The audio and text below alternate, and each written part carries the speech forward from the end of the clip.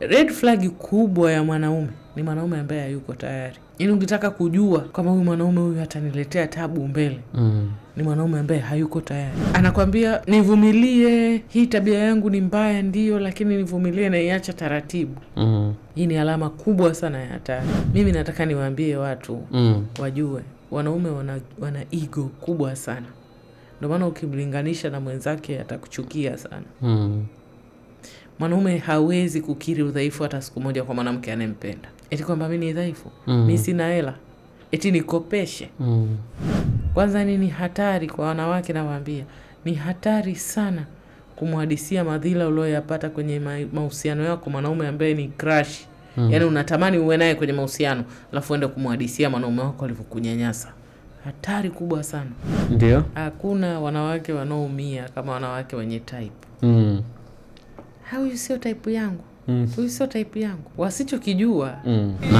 Assalamu alaikum wa rahmatullahi wa barakatuh. Msikilizaji wa 94.5 Radio Nuru FM, unayetufuatilia kupitia masafa haya 94.5. Matangazo haya yakiruka moja kwa moja kutoka barabara 12 ndani ya mjengo wa Ibadhi Complex Center ICC ghorofa ya pili. Karibu sana msikilizaji, ili tuweze kuyajua mengi kabisa ambayo tumeandaliwa leo na Madam Leila Abubakar ambaye tuko naye hapa wakati huu hapa akiwa na tabasamu kabisa kwa ajili tu ya kuweka siku nzuri vizuri kabisa kwa ajili ya kutupa nondo muhimu kabisa. Madam, assalamu alaikum wa rahmatullahi wa barakatuh.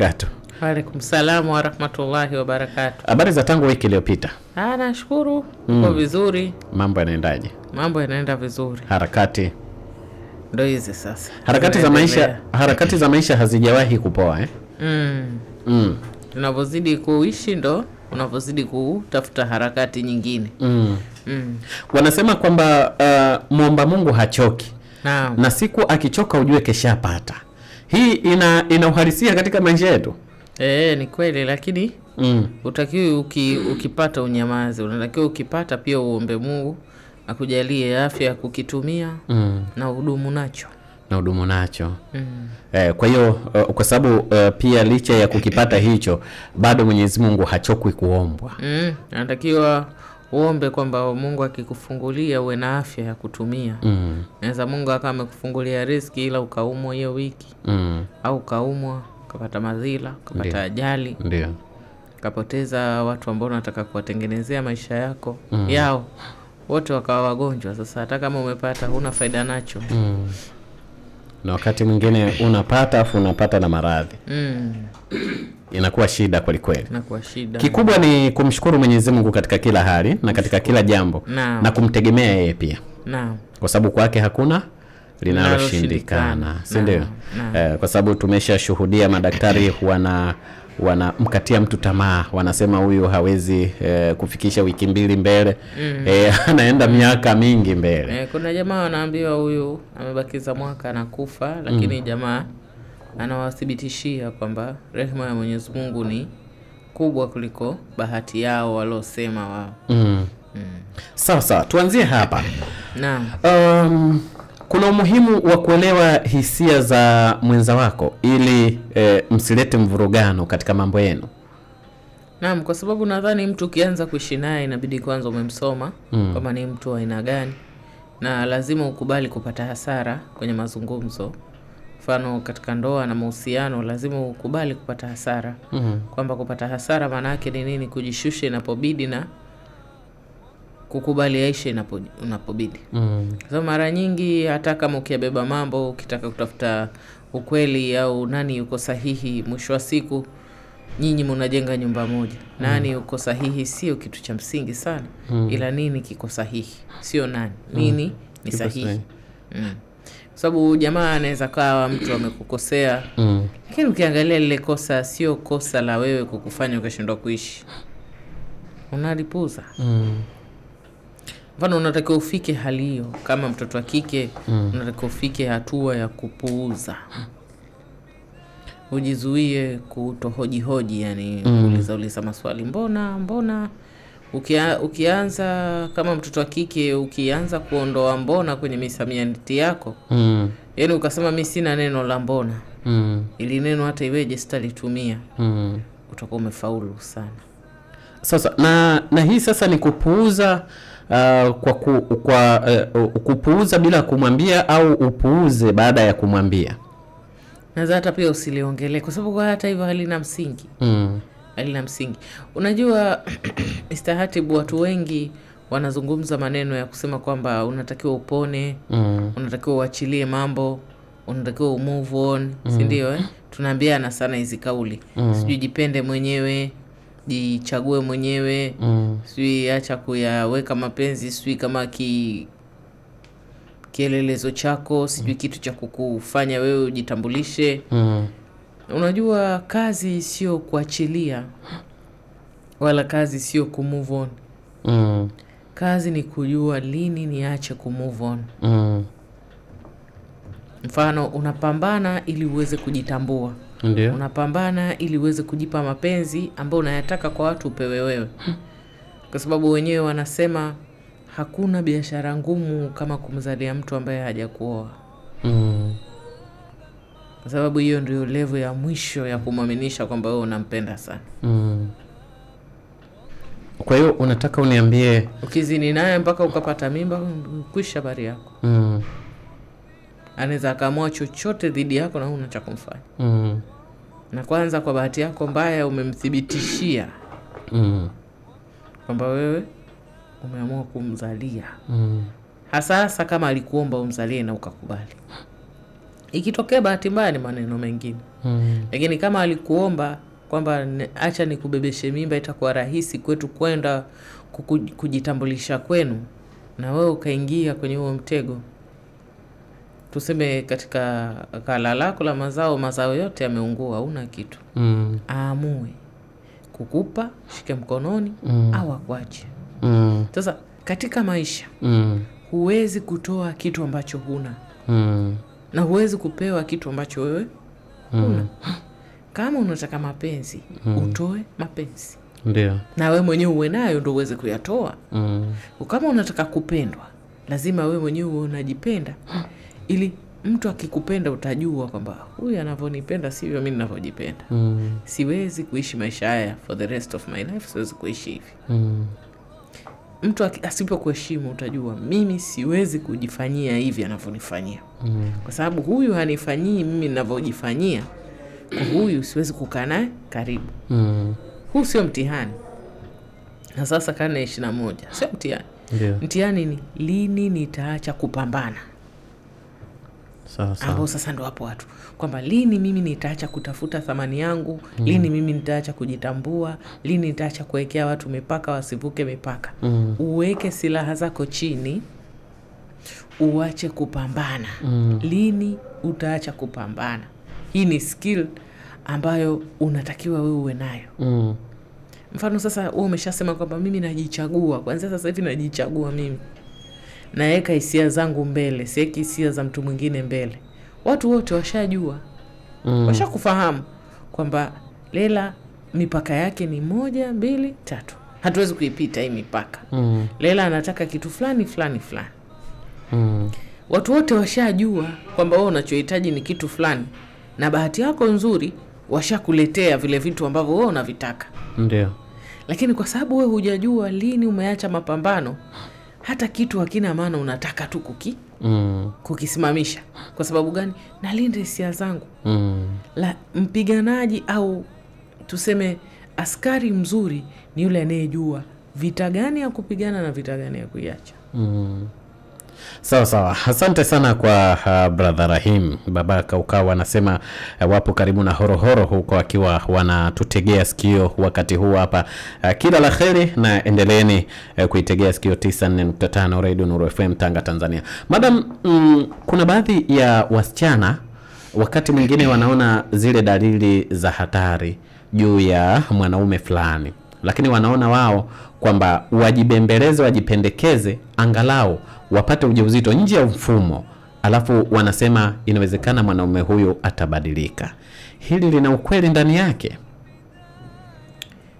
Yaani kifupi tu ni kwamba sio mtoto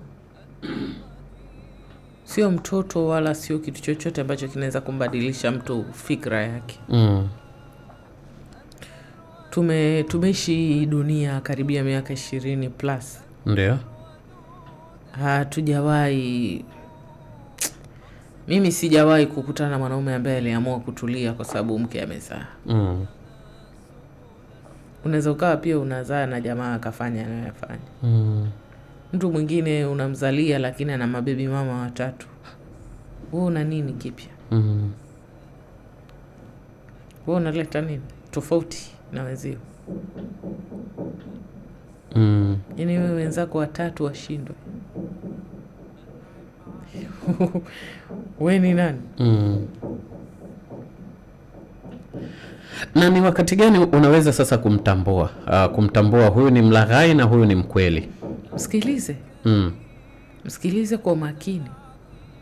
Kwa sababu yaani kitu chao kibaya hawezi kujificha wakiwa waovu. Mwanaume mwovu hawezi kujificha. Ukimsikiliza kwa makini tu. Yaani wewe unamsikiliza kwa makini, unayapata yote unayotaka kuyapata. Lakini pia red flag kubwa ya mwanaume ni mwanaume ambaye hayuko tayari. Yaani ukitaka kujua kama huyu mwanaume huyu ataniletea tabu mbele, ni mwanaume ambaye hayuko tayari. Anakuambia nipe mwaka, baada ya mwaka mimi nitakuwa sawa. Yaani anataka wewe uingie kwenye project. Anakuambia nivumilie, hii tabia yangu ni mbaya ndio, lakini nivumilie na iacha taratibu. Hii ni alama kubwa sana ya hatari. Alama nyingine kubwa ya hatari kwa mwanaume ni alama ya kusema, ya kukuambia kwamba hivi mimi ndivyo nilivyo. Yaani mimi siwezi kubadilika, yani hivi ndo nilivyo yani. Dalili nyingine kubwa ya hatari ambayo itazaa matatizo mengi, wewe ulikuwa side chick wake. Kama umeingia kwenye mazungumzo na mwanaume, mahusiano, alafu mlianza kwenye zinaa kama hawara. Yaani yeye alikuwa na mke alafu akawa anamchiti mke wake na wewe. Maumivu makubwa sana. Wengi wanakuwa kama narcissist. Kwa sababu kile alichopitia mke wake ndicho utakachopitia. Na huo ndo uhalisia wake. Mara nyingi. Na mara nyingi anakuwa kwa sababu yeye alimfanyia vile mke wake, iko nyuma ya ubongo wako. Ukishaingia wewe kwenye nafasi ya mke, maana mke wake labda atatoka, wewe ukaingia wewe kwenye nafasi ya mke, hutojiamini kwa sababu utakuwa unahisi anamtafuta mwingine wa kumweka nafasi ambayo wewe ulikuwa. Yaani wewe kama kweli umeamua kuwa mtovu, baki hapo hapo kwenye uhawara, usije ukagraduate. Ukigraduate tu basi. Wajua zinaa na mambo ya kipuzipuzi yanakuwa na starehe yao fulani, wanasema thrill. Yaani vile unavofichwa vile mnavofanya mambo, mnaficha, mnazungumza, mnamsengenya. Leo kasema huyu si kichaa tu, na wewe achana naye usimfuatilie. Yaani yale mambo yanakuwa yana kama uraibu fulani hivi. Kwa ile pale pia inamshajisha yule mwanaume kufanya yale mambo na wewe, kwa sababu yanamtia kama hamasa hivi. Sasa mke wake akiondoka, mnakuwa mna mpinzani. Kwa hata kama ni ile hamasa inashuka chini. Ile thrill inashuka chini. Kwa sababu gani? Hakuna mpinzani. Hakuna haja sasa hivi ya kujificha. Hakuna haja sasa hivi ya kupokea simu chooni. Ndio. Kwa sisi hakuna haja ya kuendelea kujificha. Kwa lazima atatafuta tena mwanamke mwingine wa kumsaidia apate ile ladha ya kujificha. Kwa nini ampendi kuanza na watu wakiwa watu wako fresh yani? Kwani nani amekataa kwamba watu wanaweza kashindwana kuishi? Anza naye basi akawa shashindwana na mtu wake huko. Kwa nini mtu akwambie hivi karibuni mke wangu anakufa, kwa naomba tuwe pamoja, kitambo amekufa, wewe unisaidie ili na mimi niweze kurudi kwenye hali yangu ya kawaida. Kwa nini wewe unakaa pale kama chombo? Wewe anakutumia kama chombo cha kusahau madhila anaopitia. Mimi mke wangu ananyanyasa sana, kabla sijampa talaka naomba kwanza tuwe wote. hivi una habari huyu mtu kiakili, kisaikolojia hayuko sahihi? Sasa hivi alivyo na hii akili alionayo, hawezi kufanya informed decision, hawezi kufanya yani maamuzi yoyote yenye mkichwa na mguu. Kwa sababu gani? Hayuko sawa kiakili. Mke wake anamtesa. Sasa wewe unataka kuweka future yako kwa mtu ambaye mke wake anamtesa. So mwache ateseke, achoke kuteseka, atoke kwenye mateso, akufuate. Ashatoka kwenye mateso, sasa mwanze wote starehe. Utajuaje kwamba ametoka kwenye mateso? Asikwambie. Mara nyingi wanaoteswa, yani mimi nataka niwaambie watu wajue wanaume wana ego kubwa sana. Ndio maana ukimlinganisha na mwenzake atakuchukia sana. Mwanaume hawezi kukiri udhaifu hata siku moja kwa mwanamke anayempenda. Eti kwamba mimi ni dhaifu, mimi sina hela, eti nikopeshe. Hawezi. Yani anajua kabisa huyu ndo mama wa watoto wangu, nataka kuishi naye milele.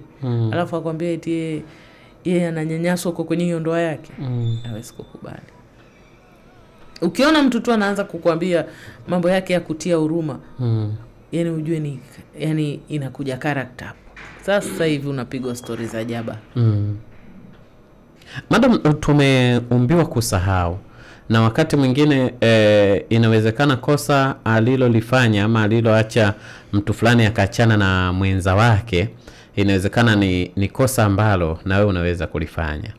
Unaona?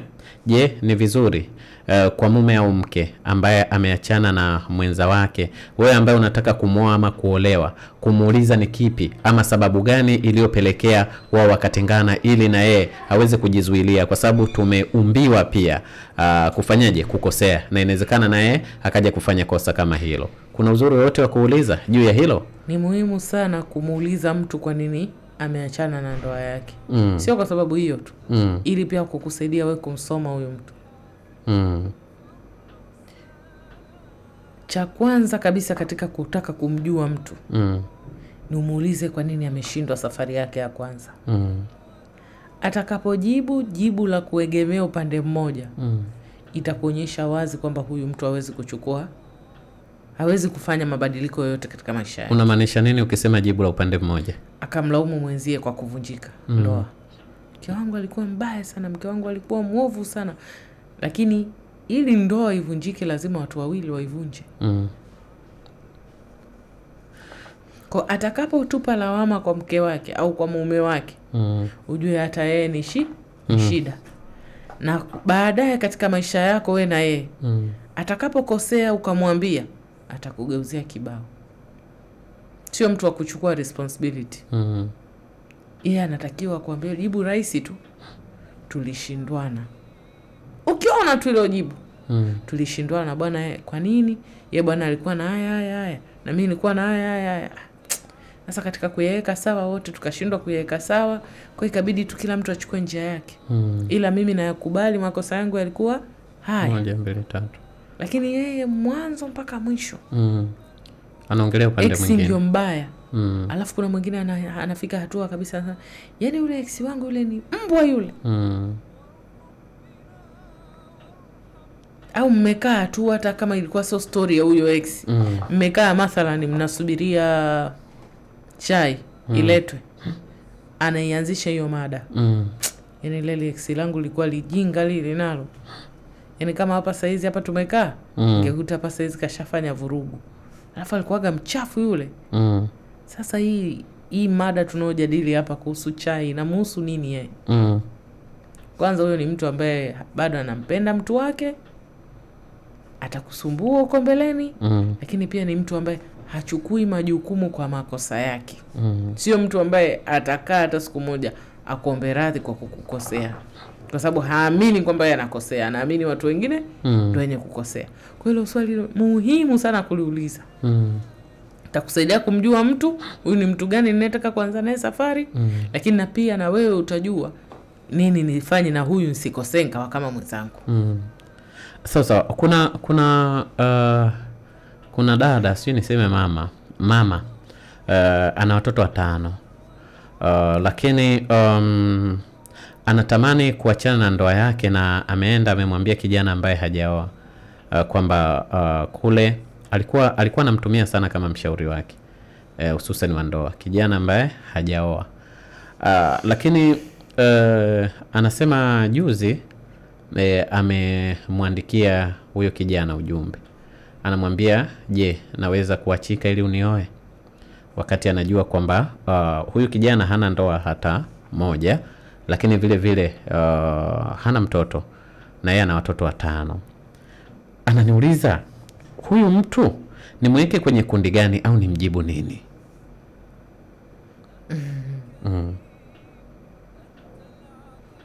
Wala huyu mtu hahitaji jibu. Hahitaji jibu. Yesi hamuhitaji. Amwambie. Sasa atamsumbua, ampe jibu. Yeye anamwambia ukweli. Kwamba mwambie wewe uachane na mume wako kwa sababu ndoa imekushinda. Lakini usiachane na mume wako ili mimi nikuoe. Mimi sina lengo wala mipango ya kukuoa. Kwanza huwezi kumuoa mwanamke mwenye garbage hivyo. Ameteseka namna hiyo, amekuhadisia madhila namna hiyo. Lazima ende therapy ndio umuoe. Ukimvaa mwanamke kama wewe utofurahi. Kwa nini? Kwa sababu ana matatizo mengi ya kisaikolojia na hajafanyiwa kazi, hajaenda therapy, hajapona, haja move on. Wewe unatokaje kwenye ndoa na uolewe? Umemove on saa ngapi? Umejifunza lini makosa yako ambayo umeyakosea huko kwenye ndoa ya kwanza ndio uingie kwangu ili usiyarejee? La, hukujifunza. Sasa kwangu unakufanya nini? Ndio unakatwa huku na mtu, unakuja kwangu kubleed. Aisee baba, usizike msiba ambao haukuhusu. Maiti kama hakuhusu achana naye. Kwanza ni hatari kwa wanawake, nawaambia. Ni hatari sana kumhadisia madhila ulioyapata kwenye mahusiano yako mwanaume ambaye ni crush. Yaani unatamani uwe naye kwenye mahusiano, alafu uende kumhadisia mwanaume wako alivyokunyanyasa. Hatari kubwa sana. Kwa nini? Lazima naye atakulifanyia hivyo. Sababu ameona kwamba wewe hujui mapenzi, unajua kero tu. Lazima atakupa kero. Sababu hajui kitu kingine kuhusu wewe. Unajua kumhadisia starehe. Eti kwa kusema eti kwa sababu huyu anajua madhila yangu mengi, hata nihurumia. Hawapo hivyo. Sisi moyo wetu sisi ni waulezi na sisi tuko kama wamama. Sisi ni walezi. Wanaume wao hawako hivyo. Kwanza yenyewe mwanzo wa safari ni wa binafsi. Na ukimweka yeye mbele ndo yeye awe princess ndo anazidi kuwa binafsi. Yaani wewe ni mwenye majeraha. Alafu mtu anayejua kuhusu majeraha yako yote ndo unataka akupe hadhi ya malikia. Kivipi na wewe anakujua umejeruhika? Kuna mtu anaweza kumweka malikia mtu aliyejeruhika? Haiwezekani. Wewe ushawahi kumuona malikia amekatwa mapanga? Hamna malikia aliyejeruhika. Kuwa na mtu ambaye hakujui, mwanze wewe na yeye karatasi mpya, mwanze wote kuandika. Hata yeye hatajisikia raha. Kuwa na mwanamke ambaye ameumizwa. Kwake ni aibu. Wewe mwacha kusaidia move on, lakini anzisha mahusiano na mtu mwingine. Wewe mfanye tu kama rafiki, ninaongea naye mambo yangu, initoke moyoni mwangu, lakini ajue. Lakini nani anapenda kuwa na mtu mchafu? Hakuna mtu anayependa kuwa na mtu mchafu. Yaani mimi nataka nikuambie kwa huu muda wangu mfupi ambao nimefanya kazi na wanawake. Wanawake wala hawana shida wasizozijua. Shida zao zote wanazijua. Wanawajua wanaume waliowaoa kwamba ni waovu. Siku ya kwanza, wiki ya kwanza ya ndoa wanakuwa wanawajua. Kwa hiyo wakija kwako, sio wanakuwa wanaziona zile dalili za hatari alafu wanazipuuza. Wakija kwako, hawaji kwako kutafuta suluhisho. Wanakuja kwako kutafuta huruma. Ndio. Sasa kama unaweza kuwahurumia, wahurumie. Na wake za watu wengi sana wameziniwa kwa kutafuta huruma kwa wanaume wa nje. Wengi sana. Matatizo yao wanayajua mwezi wa kwanza wa ndoa, wiki ya kwanza ya ndoa, siku kabla ya ndoa. Mungu anakuaga shawaonyesha zamani. Black and white. Wanaingia tu. Kwa makusudi tu. Wanatamani mambo yawe tofauti. Na wanataka wapate ile historia kwamba nimembadilisha. Mtu anaweza kumbadilisha mtu. kuna shekhe anaitwa Sheikh Jailani, ni shekhe wa Baghdad. Alikuwa anatembea mtaani. Kisa chake, alikuwa anatembea mtaani. Akaulizwa na mlevi, samahani Sheikh Jailani, je, mimi Mwenyezi Mungu anaweza kunibadilisha nikawa kama wewe? Sheikh Jailani akamwambia naam, Mwenyezi Mungu anaweza. Akamwambia okay, na je Sheikh Jailani, mimi Mwenyezi Mungu anaweza kunifanya niwe nimeacha kunywa pombe? Akamwambia naam, Mwenyezi Mungu anaweza, ikiwa utafungua nafsi yako kwamba sasa umechoka kunywa pombe, sasa unataka kubadilika. Akamuuliza Sheikh swali la 3, Sheikh Jailani, je wewe Mwenyezi Mungu anaweza kukufanya wewe uwe mlevi? Sheikh Jailani alilia, ndio, Mwenyezi Mungu anaweza kukufanya uwe mlevi. Kabla hujafa hujaumbika. Unaweza kutoka uwe ni mtu umenyooka na Mwenyezi Mungu akakurudisha kwenye dhambi. Au ule usiku wa mauti yako ukajipata uko baa umekunywa tembo. Ama mauti akakukuta uko kwenye zinaa na ulikuwa umenyoka. Sasa sisi baada ya hisabu tukikukuta sasa jamaa huyu imekuwaje mpaka amepewa kitabu chake kwa mkono wa kushoto? Mbona tulikuwa tunamjua ni mtu mwenye weledi. Ndio. Kumbe mauti alikukuta katika sehemu ya ambao sio. Kwa katika zote ni kuomba stara ya Mwenyezi Mungu. Kwamba Mwenyezi Mungu anaweza kubadilisha hatima yako saa yoyote. Ndio. Lakini hakuna mtu mwenye kuweza kubadilisha hatima ya mtu. Huwezi kubadilisha hatima ya mtu. Haiwezekani. Mtu mwenyewe mwanzo akubali kubadilisha hatima yake, kisha Mwenyezi Mungu amtilie. Sasa wewe huwezi kutokea katika hii dunia. Yaani wewe utakuwa mtu wa kwanza katika dunia hii ya watu karibu bilioni 8. Bebe historia eti ya kumbadilisha playboy awe family boy. No way. Na hawa sasa huwa wanabadilishwa na nani? Wenyewe wakichoka. Wakifikaga middle life crisis wanaona sasa nakaribia kufa. Na sometimes Mungu tu amemletea shani.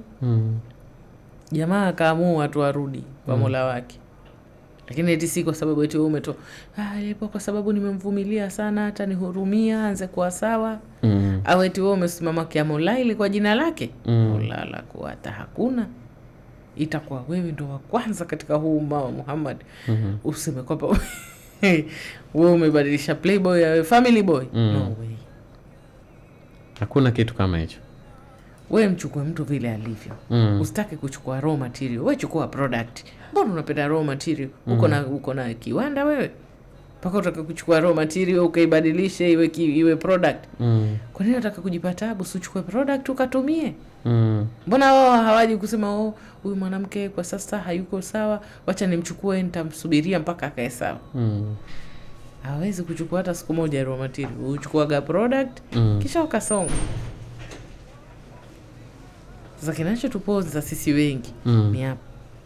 Kwa mtu anakuja kwako wala hataki suluhisho kwa sababu madhila alionayo alikuwa anayajua. Kwa hiyo kwako anakuja kwa huruma. Sasa wewe jichanganye sasa. Uanze kuona mambo yake anakuambia kama yuko serious. Mimi namwambia wewe mdogo wangu ama ndugu yangu. Aache wafu wazikane. Usiingie kwenye huo mtego. Unless ameenda therapy. Afanyiwe therapy kisawa sawa, move on, ajifunze makosa aliyofanya ndio umuoe. Ukichukua huo mzinga baba. Sasa licha hivyo kuna watu tumeumbwa tofauti katika huu ulimwengu wa Swahili analile. Kuna watu ambao hawawezi kujitegemea kimaamuzi. Yaani chochote ambacho anachotaka kukifanya lazima basi akutafute Madam Leila, umwambie, akwambie kitu, umshauri naye atafuata hicho tu. Hawa ni watu ambao wana uwezo wa kusaidika na wao wakawa wanafanya maamuzi pasi na kutegemea wengine. Lakini nitegemea sasa umombe mtu rasmi ushauri, sio yule utaka ushauri kila mahali. Wajua mtu anaweza kawa hayuko sawa lakini mkamtengeneza mpaka kanyoka. Wajua kuna msichana alikuwa mimi nafanya naye kazi kwa sababu alikuwa hajanyoka. Akanyoka. Akaniandikia ujumbe wiki iliyopita. Ananiambia mimi nimepata mchumba katika peji yako. Kwa nini? Alikuwa nikitoa mimi zile mada zangu. Nikishajisha yeye anaielezea. Watu labda pale mtu amekosea kuelewa, yeye anaenda pale kumuelewesha. Mwanzo yeye alikuwa hana fikra. Lakini tumefanya naye kazi mimi na yeye mpaka akapata fikra. Sasa yeye akawa ambassador pale katika ukurasa wangu. Kwamba mtu akawa hajaelewa katika zile video, yeye anaenda kuielezea. Ndio. Katika kuelezea kwake mwanaume akamuona kwamba huyu ana upeo. Ameolewa pale pale kwenye ile page yangu. Mume amemuona pale pale. Kamfuata kamwandikia, bwana yeye naona pale unaelezea sana watu kuhusu mambo haya, ile mume ipata wapi? Sema mimi nilikuwa nasoma kwa madam, nilikuwa siko sawa. Sasa hivi kidogo na msaidia madam kupeleka awareness kwa jamaa. Jamaa akamwambia basi mimi nataka kukuoa. Pale pale kaolewa mwaka huu kaolewa. Mashaallah. Kwa unaweza ukawa huna hili wala lile. Lakini ukakubali, ukachukua hatua kama mimi nataka kusoma na kusoma kwangu nimeamua nataka kubadilika. Lakini anayenifundisha ni nani? Kwa unachukua material gani?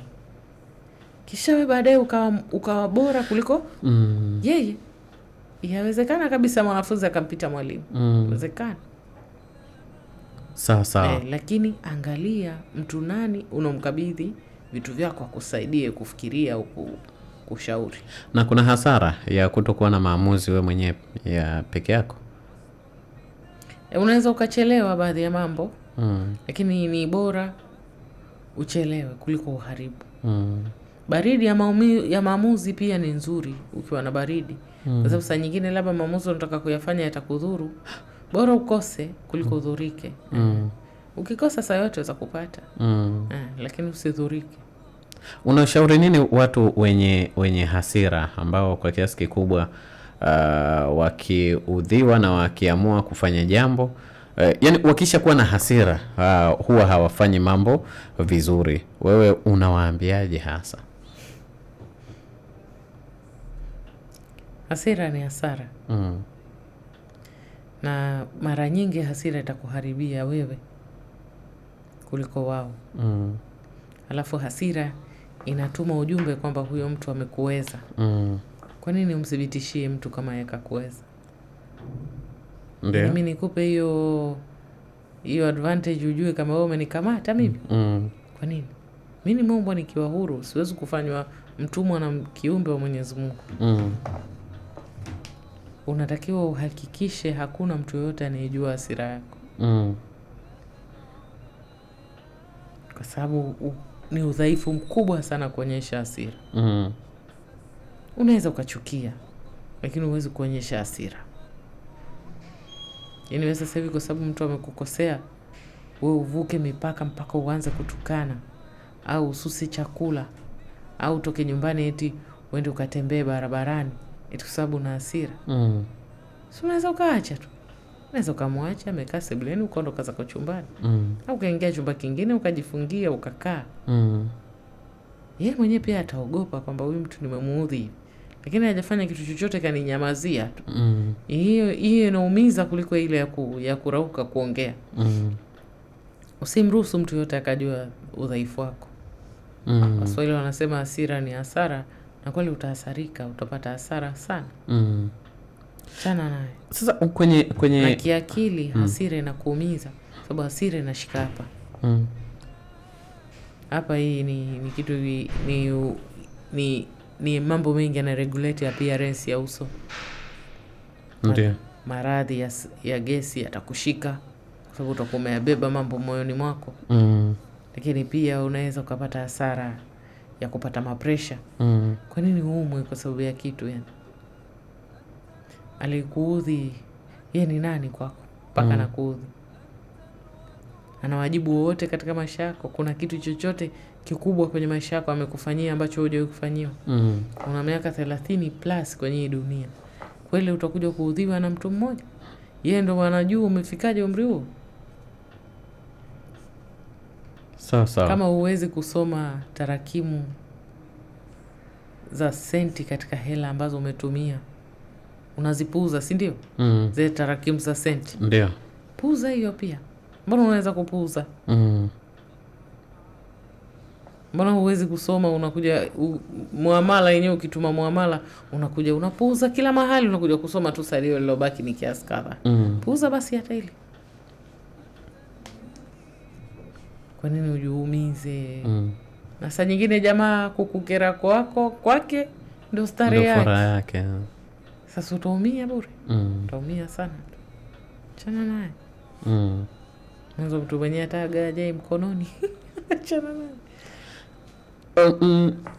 Kuna vitu huwa vikimtokea mwingine ni rahisi sana kumshauri. Lakini kwa nini inakuwa ngumu kama vikikutokea mwenyewe?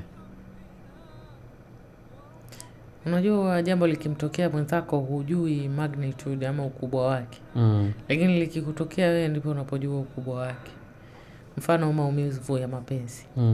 Maumivu ya mapenzi haya na neno, mchana kutwa uko salama salimini, weza hata kuchukua chakula ukala, ama ukapigia watu simu, jamani njooni mimi napika pilau hapa. Lakini kiingia jioni, maumivu ya mapenzi na homa la mapenzi laja sasa. Unaweza kuwa umelala, ukaamka ukasunya msunyo mkubwa sana. Lakini jamaa akija kukuambia mimi nimeachwa, makitu gani, utamwambia nini bwana? Kwani ndo mwanaume wa kwanza kukuacha bwana? Chana naye bwana. Kwani mbona hata mamako pia akakuacha? Mbona hujadhurika hivi? Unadhurika kwa sababu ya yule? Mwanzo hana kitu chochote. Wewe ndo una kitu kuliko yeye. Mwanzo toka uwe naye hajaye hata kupeleka kunywa soda. Mtu kama wewe akikuacha si bora. Mwanzo hana pasipoti, wewe uko nayo. Chana naye. Ngine sasa yeye likimkuta yeye sasa. Ikiingia jioni sasa. Ndio homa la mapenzi laja. Unajua mimi nilikuwa salama kutwa nzima. Mbona sasa jioni imeingia nimepata magonjwa? Kwa nini mapenzi yanauma jioni tu? Kwa sababu mambo yale hayana mjanja. Yaani wewe ni mjanja ikiwa mwambia mtu. Ikiwa ni ya kwako wewe mwenyewe, kwa sababu usiku uko mwenyewe, jamaa. Uko mwenyewe, waweza kulala pia ikawa kama vile hujalala, yaani ukaamka, kaangalia saa ukasema la, mbona nimekaa hapa kitandani muda mrefu, kumbe ni nusu saa tu. Kwani mimi nimekosa nini? Kisha ukaanza kukumbuka wajua yeye anaumiza kwenye mapenzi ni nini? Inaumiza mambo gani uliyatolerate, mambo gani uliyapuuza. Yaani kweli bali na kichwa chake namna ile nilimkubali, bado akanifanya haya. Mwanzo pia ni mzee. Mbona nimempa ruhusa mzee akanikera namna hii? Kwa hiyo kinachokuuma wewe ni yale majuto. Sasa ukikaa ukitafakari vile vitu vya kipuzi alivyokufanyia pia ukavipuuzia, na sasa pale wajisunya yani. Lakini pia ukakumbuka kipindi upo naye ushaanza hadi kusoma lugha yake. Sasa mimi Kifaransa taongea na nani? Unapiga tu mkono. Unashangaa unacheka mwenyewe huko. Watu wakija kuangalia huko peke yako wanasema yes. Hapa saa nyingine pia labda ushaanza kujinasibisha kwenye magrupu yao ya kazi. Ushatambulishwa. Kuna watu wana magrupu ya community, labda hawa ni watu wa Tanzania, labda ni wa Kenya, wanaishi katika hiyo nchi. Ushakaa hadi kwenye magrupu yao. Acha niingie grupu la francophone hapa, wazungumzaji Kifaransa, na mimi niingie humo kama wanaitaga shemeji yetu, shemeji yao. Ushajifunza paka kupika chakula chao. La haula la quwata. Sasa ikiwa ya mwenzio ni rahisi kwa sababu wajua hujaibeba ile nguvu yake. Lakini ikiwa yako hasa kiingia jioni, Na wakati mwingine inawezekana chakula wakati unapika ulikuwa na hamu nacho sana, alafu ikaingia message ya kuacho. Chakula kile ladha yote inapotea hapo hapo. Ila nataka kuambia watu mathalan. Msiwaache watu mida ya mchana wala jioni. Hiyo usiku wa manane. Sasa usiku wa manane ataenda wapi? Maana bora hata mchana anaweza katembea. Sequence ile message ingia angalau 10:30, 10 kamili usiku. Atakuwa amelala obviously. Akiamka anaweza kupata pressure hata kuswali kashinda. Angalau hiyo. Ataanza mapema. Kuliko mkimtumia mtu mchana kutwa yake nzima itakuwa ovyo. Na kwa nini jamani watu wanatumia na message? Ila mapenzi kwani ni kitu kibaya? Mimi naona ni kama kuna watu hawajui wanachotaka. Sababu mtu unaona ishara mbaya lakini mtu unasonga. Wajua kinachotuponza wasichana wengi ni kusema kwamba huyu sio type yangu. Ndio. Hakuna wanawake wanaoumia kama wanawake wenye type. Huyu sio type yangu. Huyu sio type yangu. Wasichokijua yule ambaye sio type yako, yule unayemuona sio type yako, yule atakuja atakudekeza jamaa. Inawezekana ndio mtu sahihi kwako. Sio inawezekana. 100% ndio mtu sahihi kwako. Na siku ambayo utaacha kusema type, na ndio siku yako ya kuolewa itakuwa imefika. Lakini we endekeza type. Huyu ana sura personal, we sura ya nini? We mtoto wa kike. Wewe tayari sura uko nayo. Wenzenu waliokuwa na watu ambao sio type zao wana maisha mazuri sana. Kwa sababu kwanza jamaa anajua kwamba huyu mwanamke huyu siwezi kumpoteza. Kwa jinsi alivyo huyu mwanamke sitaki kuchezea shilingi chooni. Unaenda kutafuta type. Yeye ni princess na wewe ni princess. Unaweza mkakaa pamoja. Mafahari wawili wapo zizi moja. Lakini mtu akiwa sio type yako, kwanza atajijua kwamba mimi sipo kwenye hii ligi ya huyu msichana. Kwa ni atakutreat kama yai.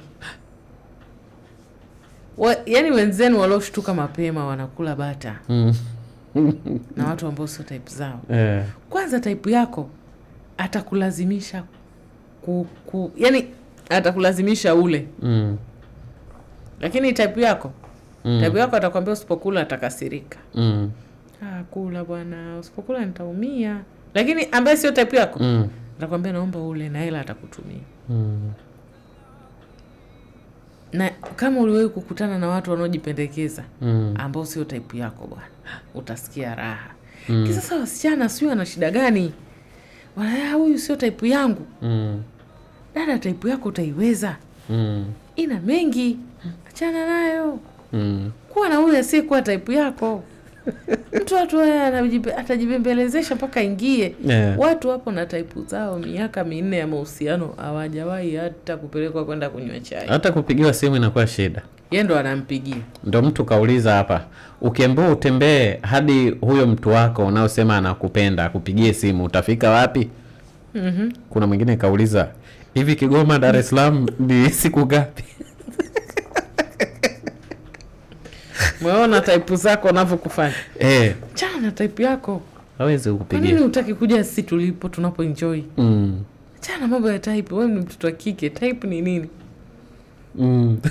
Type yako inatakiwa tu awe mtu mwenye sifa zako. Na sasa hivi sifa watu wanazijua. Mtu anaweza kukusikiliza. Kuna mmoja akasema jamani mimi toka nianze kupata type, kufuata mtu ambaye sio type yangu. Kwenye gari nikamwambia bwana mimi siwezi kuwa na mtu ambaye hawezi kufanya vitu ninavyotaka. Akamwambia mna neno mama, mimi nitafanya yote unayotaka. Type yako. Safi kabisa. Angekuambia neno hili. Soboto. Unalitoa wapi? Sasa wewe kaa tuseme type yangu. Kuna watu mahusiano yameanza mpaka yamemaliza. Hata Mary Brown hajai kwenda. Hata tu sehemu ambiwe hapa watu wanauza juisi, kuna sharbati hapa imeminywa ukwaju tunapewa watu tunywe. Hajai kupelekwa. Na ambao sio kweli. Hakuna mwanaume mwenye uchumi mbaya dunia hii ambaye atashindwa kukupeleka sehemu ya juisi ya 500. Hakuna. Hayupo. Kama hujapeleka ujue wewe sie. Au Mr. Hati mimi nawaonea. Ni kweli. Kuna mwanaume anayekosa buku? Hapana. Atapambana tu kwa vyovyote vile. Sasa wewe endelea kubaki na huyo type yako. Sisi huku starehe tunazozipata tutakuwa tunakuhadisia tu. Usinune tu. Ye asikilie tu kwenye bomba. Wewe utasikilizia kwenye bomba. Na si aje baba ukaingia kaburini hujawahi kupendwa kwa kuangalia type. Chana na type. Type ni nini? Inakupa nini? Type inakupa mawazo tu. Kila ukikaa unasunya. Kila ukitajua mambo ya mapenzi unacheka. Kwa sababu gani? Huamini hata kama kuna mapenzi. Mtu akikwambia anakuhitaji na wakati mwingine wanakutengeneza, wanakufanya hata ukimpata yule ambaye sio type yako unamwona naye muongo tu. Yaani ukija kumpata sasa kijana watu ambaye sio type yako utulie naye. Unaona mimi nakwambia wasichana wengi wenye furaha. Umetuliwa mzigo mzito. Wasichana wengi wenye furaha nao wajua mimi. Wote wapo na wanaume ambao wako juu ya ligi zao. Yaani ni wale ambao huyu sio type yangu lakini ananipenda kwa mimi natulia. Kwani wale ambao zamani watu walikuwa wanaoana mtoto wa fulani na mtoto wa fulani tunaunganisha waoane. Ilikuwa kuna wanaangalia type. Hamna type. Ndio maana watu walidumu. Nyinyi sasa hivi mna uhuru kama nyinyi wavulana wa Kiislamu. Mna uhuru ya wanaume wa Kiislamu. Mna uhuru wa kuoa hadi wanawake 4 lakini mtu mmoja hana. Ameshindwa hata kumpata. Ameshindwa hata kupata msichana mmoja. Ameruhusiwa lakini hadi sasa msichana mmoja hajapata. Kwa nini? Type. Na ya type yangu, msichana sio type yangu. Waulize wenzio. Kwanza mwanamke ukioa mwanamke ambaye sio type yako. Ndio kama hivi msichana pia ukipata mtu ambaye sio type yako. Yaani ni atakuenzi. Utaenziwa kaka. Kujibiwa jeuri, hutojibiwa. Utatritiwa kama mtoto wa kiume kweli. Heshima yako itakuwa juu. Kwa sababu kwanza yule mwanamke ataona ngekewa. Yaani mimi nimechaguliwa na fulani. Hii ni ngekewa. Kuna mtu mmoja ananiandikia anasema anayoongea madam ni ya kweli kwa sababu hata wanaume waliofanikiwa siku zote huwa hawaangalii mwanamke mrembo lakini wanaangalia mwanamke ambaye watakuwa naye ndoani. Alafu wewe ukijiona mrembo sana atapita tu na wewe. Imeisha hiyo. Sikumbe wanaume washajua. Imebaki shida sasa kwetu wasichana. Ila mimi nawaambieni nyinyi mnaoendekeza type. Starehe kwa tuhadisieni sisi. Wenzenu si tumetulia. Hatupigi simu popote. Wala hata siku moja bila kutusikia tuanza kuhangaika nini. Achana na type dada. Watu sio wabaya. Mbaya ni wewe mwenye kutaka nyingi na 7. Sawa. Madam, bila shaka kuna kati ya haya makundi mawili baina ya wanawake na wanaume. Kuna kundi moja linaongoza kwa kudanganya umri. Madam, ni lipi kwanza tuanzie hapo? Wanawake wanaongoza wanawake. Na kwa nini wanawake wengi ama watu huwa wanapenda kudanganya umri? Hususan wanawake. So wanaona kama kuwa na umri mkubwa ni kujizesha. Lakini huoni kwamba wanaweza wakajiua hospitali? Anaweza pia kujidhuru. Kama mtu anaweza kupunguza umri, anaweza kufanya kitu chochote. Lakini mimi nadhani mwanamke akiwa mkubwa ndio faida yani. Wanaume hawajali. Kwanza kuna watu ambao wanapenda wanaume watu wazima. Kwa hiyo ukisema umri mkubwa ndio inakuwa faida kwako. Watu wanapenda white fox. Wana faida zao. Japo nao wapuzi nao uzeeka lakini akiwa mkubwa kidogo mtu ana faida yake. Lakini mtoto wa kike akiwa mkubwa wanaona kwamba labda soko langu litapungua ama nini. Lakini mimi nataka kuambia ukiwa mkubwa pia una faida yako sababu mtu atajua huyu kwa machua. Hata unisumbua. Unajua kuna watu wanakupigia simu, kuna baadhi ya mabinti wanakupigia simu kwa hiyo message yangu mimi hujaiona. Dada, si nimekwambia mimi nipo kazini. Jibu uendelee na kazi. Mtoto 2000 hatari sana. Au mtoto 2000 anakutumia message, we need to talk. wewe mtoto utaniambia nini? Jua lishazama unanitamia kikao. Mimi ni mjomba wako wewe. Inawezekana zaidi ya babu. Au kwanza anaweza kukwambia ili jambo siwezi kulikubali. Mtoto umezaliwa 2000 unaniambia. Afu mapenzi yana nini? Kwa sababu wakati mwingine unajibiwa na mtu ambaye yaani mmoja ukikaa peke yako hivi unaanza kujicheka unasema bwana kunitafuta. Mtoto 2000 nakwambia ili siwezi kulikubali.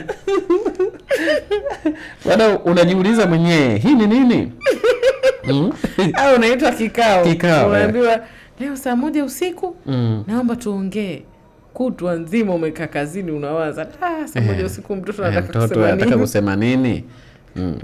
Umeandaliwa kikao, hujatumiwa hata sitting allowance. Unaenda kwenye kikao masaa 2 unalaumiwa kwa nini ujibu ujumbe. Unachambwa.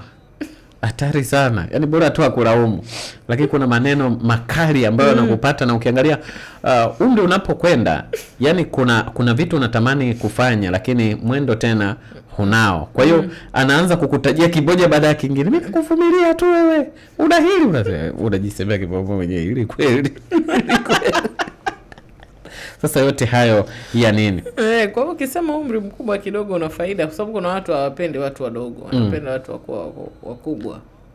Na kuna watu wanapenda watu wakubwa kwa sababu hawana vurugu. Ila mimi nawaambia wasichana msichague wanaume kwa kuangalia umri. Yaani kuna wehu nao wanazeka pia wapo. Wengi tu. Sawa. Angalia mtu tu mwenye upeo. Mtu mwenye upeo mkubwa. Japo wanapendeza wakiwa wakubwa. Lakini hata wakubwa nao wanazeka. Usije ukajimaliza. Sawa. Tunaona kwamba kwenye kupendana huku ndoani, madam wanaposema ndoa nyingi zinavunjika, wakati mwingine ukitafakari kwa kina unaona pia idadi ya watu imeongezeka. Unaona inawezekana zamani zilikuwa zinaonekana hazivunjiki sana, maana zilikuwa zinavunjika lakini zilikuwa sio kwa wingi huo. Inawezekana ni idadi pia ya watu walikuwa wachache. Huo ni mtazamo wa Khatib, sitaki kulaumiwa. Huo ni mtazamo wangu. Sasa nataka kujua kwenye mapenzi ili muweze kudumu huko ndoani, ni kwamba muwe mnapendana sawa sawa ama kuna mmoja ampende zaidi mwenzake ili huyu mwenzake waweze kwenda sawa wote, au upendo unatakiwa kushabiana? Kuna jamaa alimuuliza umefanikiwaje kwenye ndoa yako? Asema najua mke wangu asichotaka nafanya naacha na anachotaka nafanya. Alafu sometime mimi nakuwa mjinga na sometime mke wangu anakuwa mjinga. Maisha yanakwenda. Lazima ukubali kupoteza, yani kuna kipindi kingi tutapoteza. Lakini mimi nadhani mara nyingi wanawake ndio inabidi mjishushe yani. Kwenye ndoa inabidi mjishushe kwa sababu wanaume nimewaambia wana ego fulani. Wana ile kujisikia kwamba mimi mtoto wa kiume nitaombaje radhi hapa. Kosa ni lake lakini anaweza pia akakununia. Kiona hakuna haja ya kuminyana naye, mwache. Sio kila kitu kinahitaji wewe uminyane. Unaweza ukapotezea tu na ukawa na amani. Potezea. Sio kila kitu kinahitaji wewe ukifanyie analysis, achana naye. Lakini pia lazima ili ndoa ifanikiwe lazima mmoja awe fala yani. Lazima mmoja awe mjinga. Ndio. Huwezi kufanikiwa tu wote mnajifanya mafahali utafanikiwa. Anasema naomba kumuuliza madam, je, kwa mabinti kudanganya jina ili kumjua ni mtu sahihi? Yaani mwanamke anadanganya jina? Mtu anakuuliza unaitwa nani? Unasema naitwa Aisha wakati unaitwa Leila. Ama anaitwa Christina ile hali anaitwa Joyce. Anasema je, huyu ni mtu sahihi? Sijui. Lakini hapo unatakiwa uangalie na fakta nyingine. Wasichana wengine wanaweza kuwa hawajakutaka, hakuhitaji. Kwa hiyo kukutoa hewani na kudanganya jina. Mwanamke hasa akikutaka utasikia raha kaka. Kuna jamaa anasema kumbe wanawake wakikupenda hivi ndio wanavyotoa hela hivi. Nimepewa hela na mwanamke mpaka nikashtuka. Mwanamke akikutaka hata hela anakupa yeye. Akikutaka. Kwa hiyo tukipewa pesa tunajua wewe kanitaka. Hela lakini mara nyingi inakuwa inatoka kwako. Yaani hela yako unaompa na bana alafu anakurudishia. Angalau hata t-shirt unaweza kununuliwa. Napewa. Lakini kuna wengine hawanunui bwana.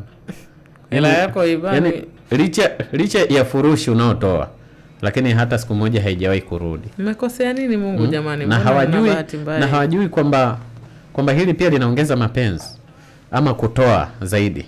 Anasema hivi, asalamu alaykum hapo studio, kipindi ni kizuri, lakini anasema anamshukuru Mwenyezi Mungu yeye anamchumba sio type yake.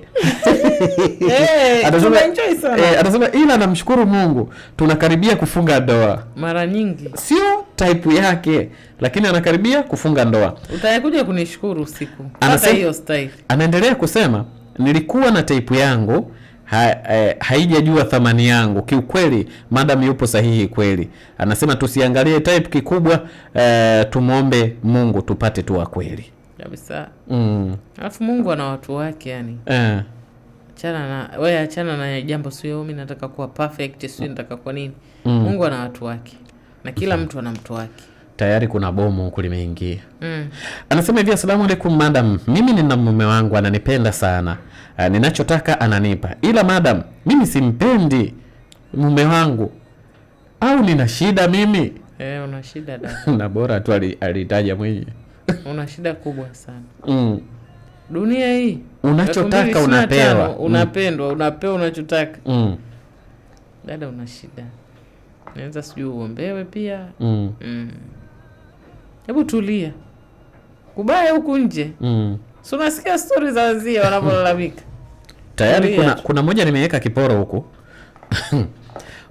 Sawa. Huyu hapa anasema asante kwa kutujuza mengi mazuri. Tunaomba madam Leila atuambie mwanaume sahihi ni wa aina gani, au ana dalili gani au mambo gani akiwa nayo anakuwa ndio sahihi?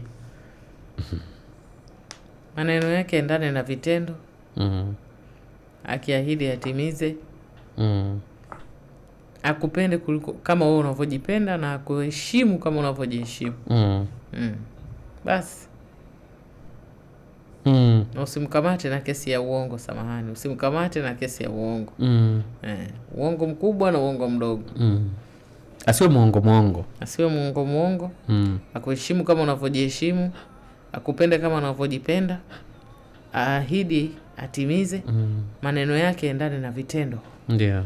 Kuisha habari. Mapema kabisa. Anasema hapo nimekubali kabisa. Huyu ambaye hana type anadekeza bwana. Anasema hivyo Mama Zedi kutoka pande za Kicheba Muheza. Asante sana. Jumbe ni nyingi, lakini kuna hii hapa nikwambia madam. Ngoja niweke kiporo. Sasa kiporo na kizimua. Anasema yeye anaitwa jina naliweka kapuni. Anasema anapatikana Amani Sakare.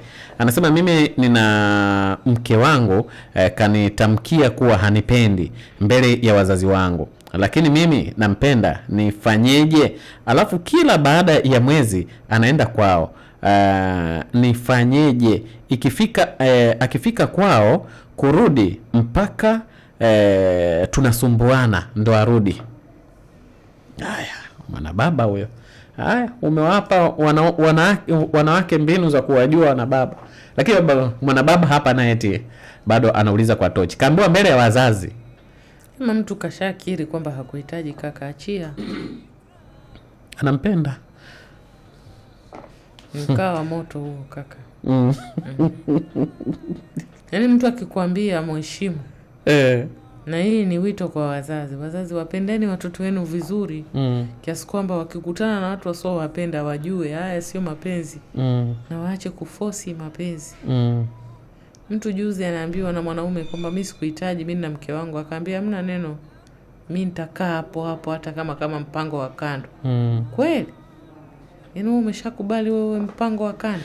Yaani mtu ana mwanamke wake lakini wewe mpango wa kando. Eti mimi nakuhitaji hata kama hutokuja kulala kwangu zamu. Kweli? Na vipi kuhusu mtoto wako? Hapo sasa. Wewe umejichagua, wewe hutaki zamu. Vipi mwanao malezi yake? Kwa wewe kutokana na fikra zako finyu unataka kumwathiri hadi mtoto huyu. Sasa ndio mwanaume ananiuliza mimi, sasa dada sawa, huyu mimi na yeye tumekubaliana. Vipi kuhusu mtoto? Nikamwambia wewe una akili. Utaachaje mtu kama huyu abebe mbegu zako yani? Abebe mwanao, mtu mwenye fikra finyu namna hii. Hujui hata baba mtoto akizaliwa atahitaji kucheza na baba yake, atahitaji kuonana na baba yake, atahitaji kuwa around na baba yake. Ufikiri, unafikiria tu tamaa zako za muda mfupi. Na mara nyingi unajua hizo tamaa zinaisha baada ya muda gani? Siku 90 tu. Kuisha habari. Unakuwa una hamu na jamaa, mnaanza kuishi kutokana na tabia. Na kama ulikuwa na njaa ukishiba, mnaanza kuishi bila na tabia. Je, hichi unachojisikia utajisikia hivi hivi? Mtoto usiku ataumwa, utaweza kupeleka mtoto hospitali mwenyewe bila kulalamika? Sio umeshasema wewe muhitaji. Kwa nini msiongee mambo kwa kufikiria tu sasa hivi? Mwe mnafikiria na mbele. Na mtu mwingine anayekuja kwenye maisha yako, wewe ndio unatakiwa ujue mustakabali wa watoto wako. Sio uingize watoto wako kwenye machaguo ambayo sio sahihi. Yaani watu bwana. Kubalini jamani. Kama hamuhitajiki, kubalini. Sio mtu wa kwanza huyo kukukataa. Na anapokukataa manake sio mtu wako. Mungu atakuletea mtu wako. Kuna watu wanaamini kama pesa ndio kila kitu, hususan kwenye malezi ama matunzo ya mtoto. Unasikia nini? Sijakutumia pesa wewe.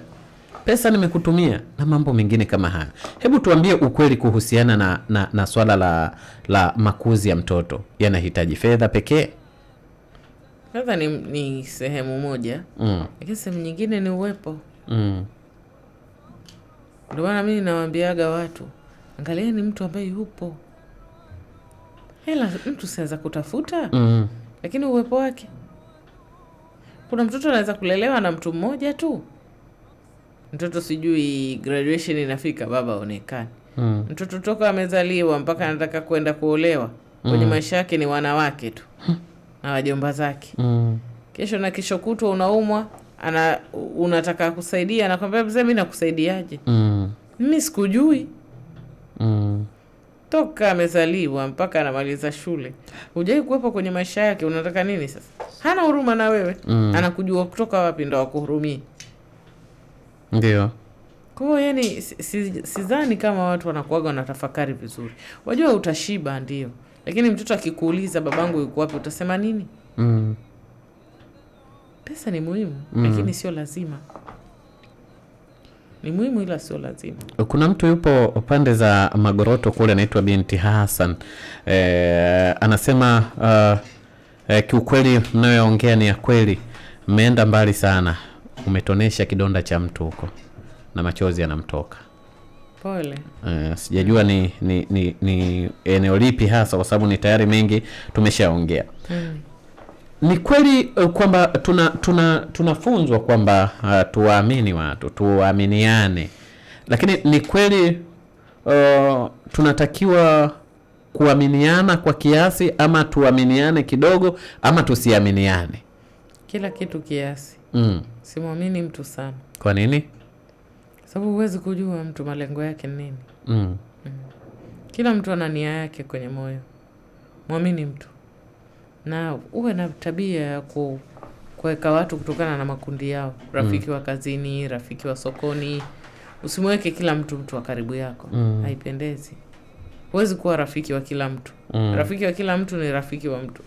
Ni rafiki asiyekuwa na rafiki. Na huwezi kufurahisha kila mtu. Wewe tengeneza tu mazingira yako yakae vizuri na Mungu basi. Mambo mengine huwezi kuyaweza. Na huwezi kumwokoa kila mtu. Kwamba eti kwa sababu ana matatizo bila mimi watazidiwa ngoja niende. Huwezi kuhesabu kila mtu. Unajua mimi nilikuwa na tabia nasema ni mbaya kwa sasa hivi. Lakini mwanzo nilikuwa sijajua kama ni tabia mbaya. Ilikuwa kila mwenye shida nilikuwa namchukua nampeleka nyumbani. Na mlazimisha bi mkubwa amsaidie. Ikafika hatua bi mkubwa alikuwa hayupo nyumbani. Ikawa niko karibu na dadangu Ayari anaitwa Salma. Ilikuwa kila mwenye shida nilikuwa namchukua nampeleka kwa Salma. Nikifika kwa Salma kwa sababu Salma yeye mume wake kidogo ana uwezo. Kwa hiyo nilikuwa nalazimisha Salma amsaidie yule mtu kwa sababu shemeji yetu yuko na uwezo. Kwa sasa Salma akishindwa kumsaidia yule mtu, mimi nilikuwa nasikia vibaya. Kwa nini unashindwa kuwasaidia watu? Sasa ikawa nyumbani kwetu pamejaa watu, na nyumbani kwa Salma kumejaa watu. Na watu wote ni mimi ndo nawapeleka wakasaidiwe. Salma aliniambia kitu kimoja, ananiambia Leila, huwezi kumuokoa kila mtu. Wewe sio mwokozi kwamba utaokoa kila mtu. Sababu hata Mwenyezi Mungu hawezi kumuingiza kila mtu peponi. Kuna watu hawafai kuokolewa. Lakini sasa mimi nikawa naona kwamba watu wananionea. Hususan bibi mkubwa. Nilikuwa naona kama bibi mkubwa mbona hanisaidii watu wangu mimi. Bibi mkubwa ananiambia Leila, mimi sina nguvu ya kusaidia kila mtu. Na ukiwa huna nguvu na ukataka kusaidia kila mtu, pia unaweza kuingia dhambini.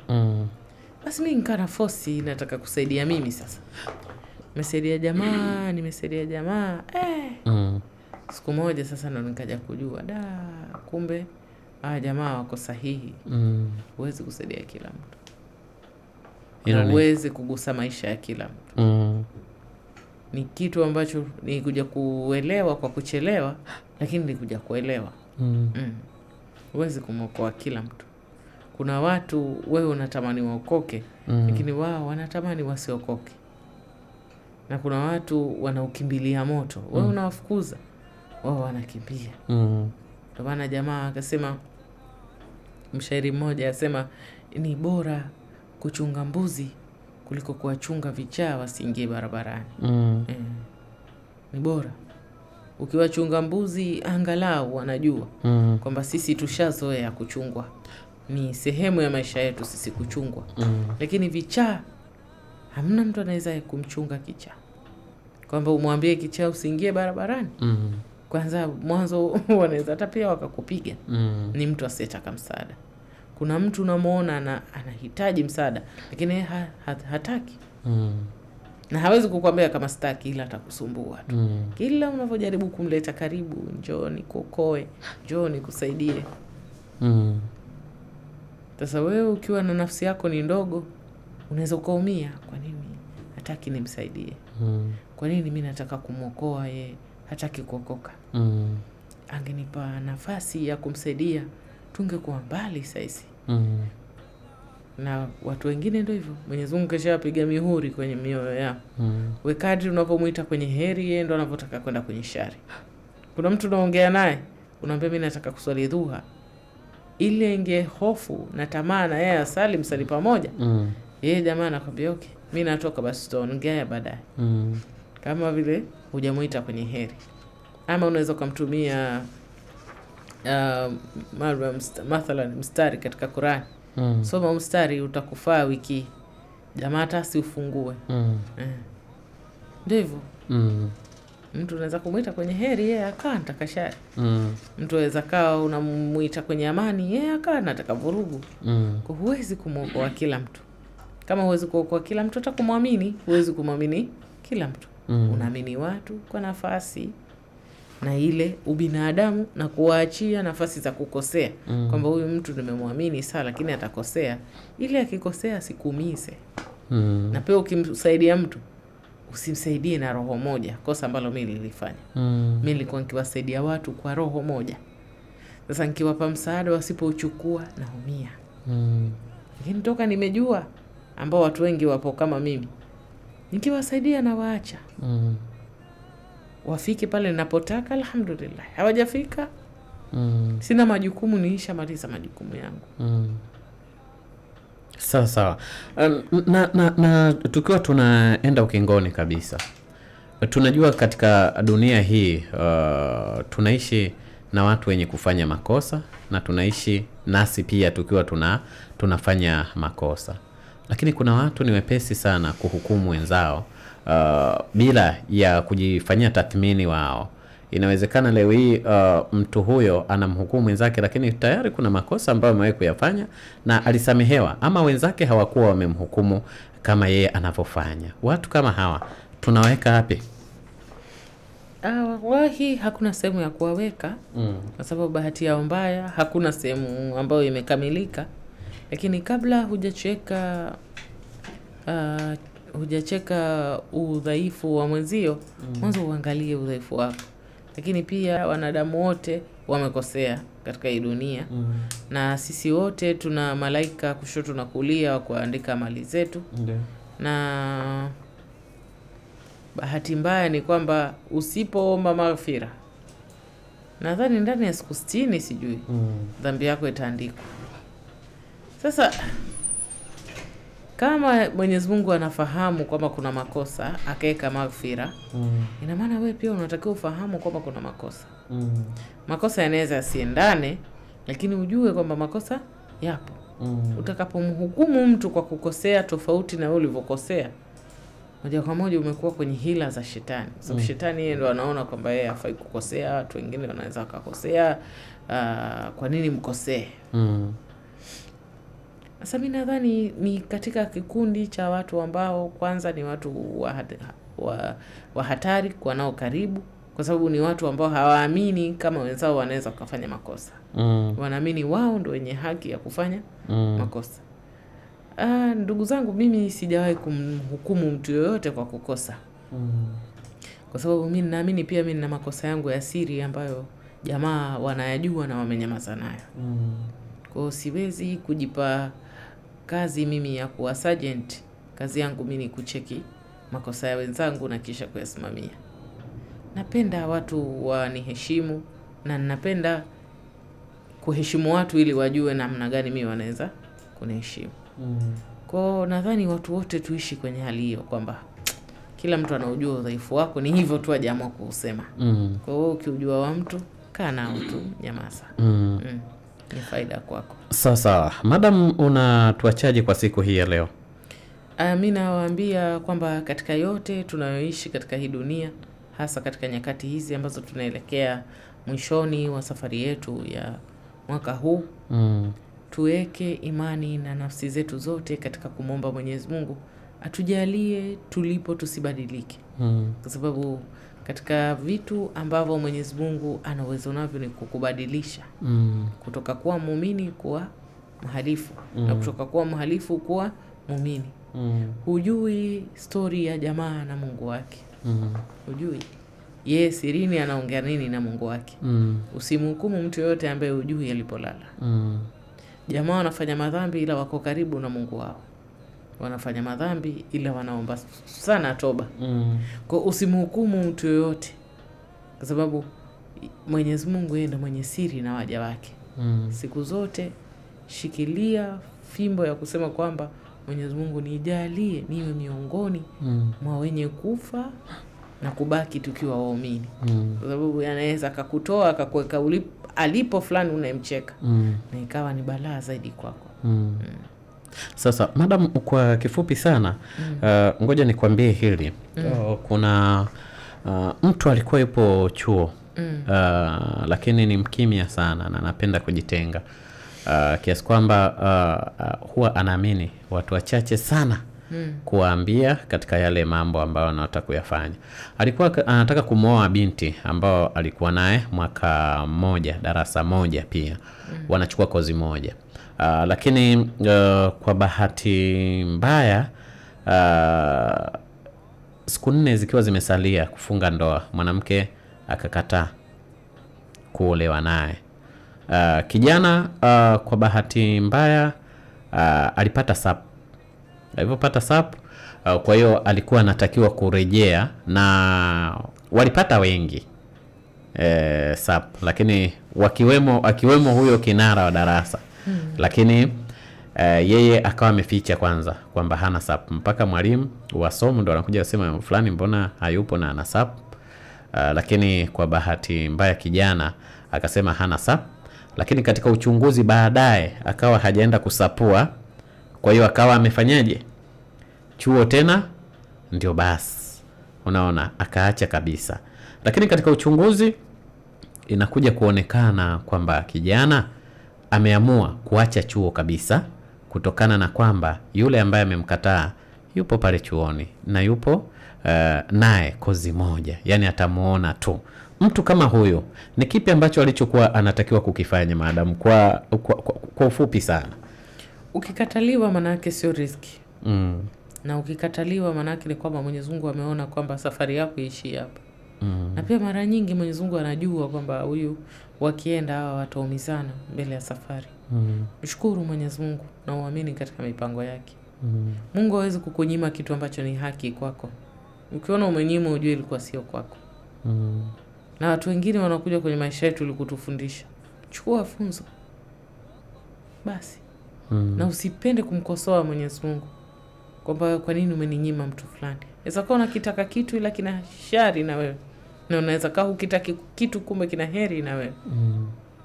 Mimi nikiona kitu nimekikataa lakini chenyewe chazidi kuja, mimi huwa nakikubali kwa sababu saa nyingine mimi sitaki lakini Mwenyezi Mungu anataka. Kwa ikawa ni faida kwangu.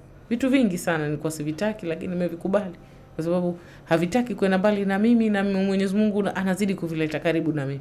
Kwa hiyo unaona basi. Lakini nikija kukaa nikikaa najua kumbe maskini. Na hakuna mtu yoyote ambaye atalipia kwa maamuzi yako ambayo sio sahihi kama wewe mwenyewe.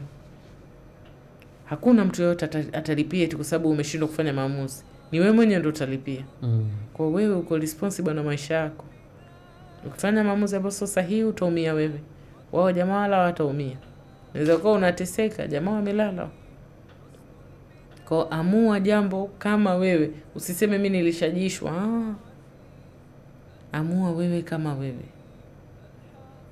Shukrani sana mada.